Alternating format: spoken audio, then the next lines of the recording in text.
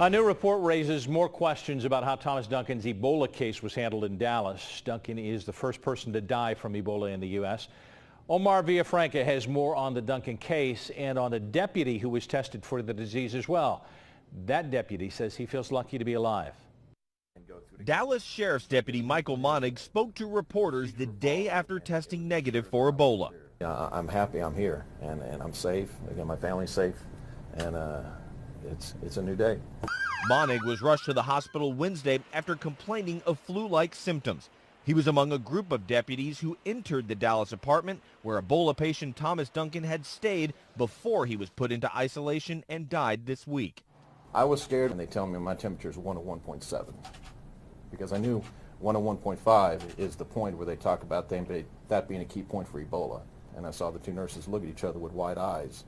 I wondered if my ticket had been punched. Doctors say it turns out Monig just had a viral infection that quickly ran its course. As for Duncan, health officials confirmed this morning that his body has been cremated to prevent Ebola from possibly spreading further. Duncan's family sent 1,400 pages of medical records to the Associated Press. Those records reveal Duncan's temperature spiked to 103 degrees when he was initially sent home from the emergency room here at Texas Health Presbyterian. Duncan, who was from the Ebola hotbed of Liberia, had direct or indirect contact with nearly 50 people in Dallas. Omar Villafranca, CBS News, Dallas.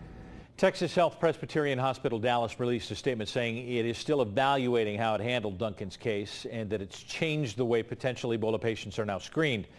The World Health Organization announced today death toll from this year's Ebola outbreak has now passed 4,000, and most of those victims in West Africa.